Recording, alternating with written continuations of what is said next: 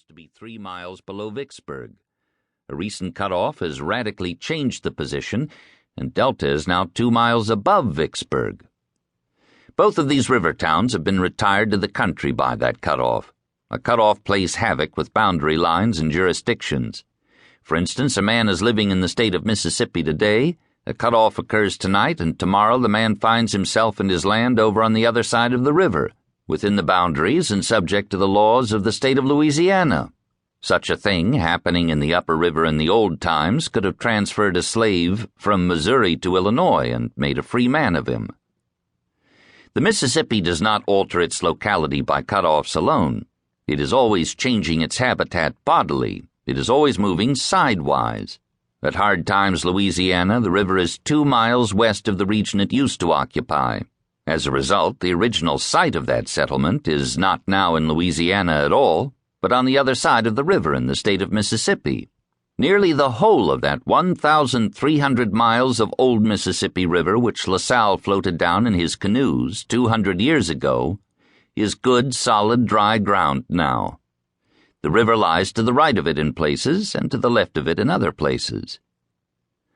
Although the Mississippi's mud builds land but slowly, down at the mouth where the Gulf's billows interfere with its work, it builds fast enough in better protected regions higher up. For instance, Prophet's Island contained 1,500 acres of land 30 years ago. Since then, the river has added 700 acres to it. But enough of these examples of the mighty stream's eccentricities for the present. I will give a few more of them further along in the book.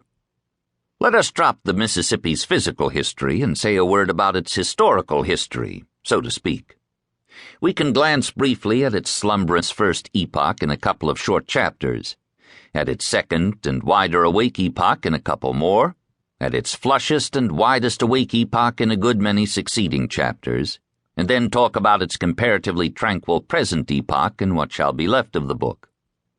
The world and the books are so accustomed to use and overuse the word new in connection with our country that we early get and permanently retain the impression that there is nothing old about it.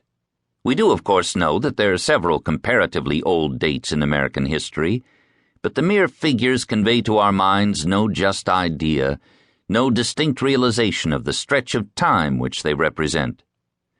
To say that De Soto, the first white man who ever saw the Mississippi River, saw it in 1542, is a remark which states a fact without interpreting it.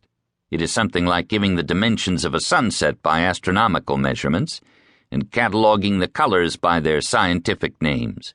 As a result, you get the bald fact of the sunset, but you don't see the sunset. It would have been better to paint a picture of it. The date 1542, standing by itself, means little or nothing to us, but when one groups a few neighboring historical dates and facts around it, he adds perspective and color, and then realizes that this is one of the American dates which is quite respectable for age.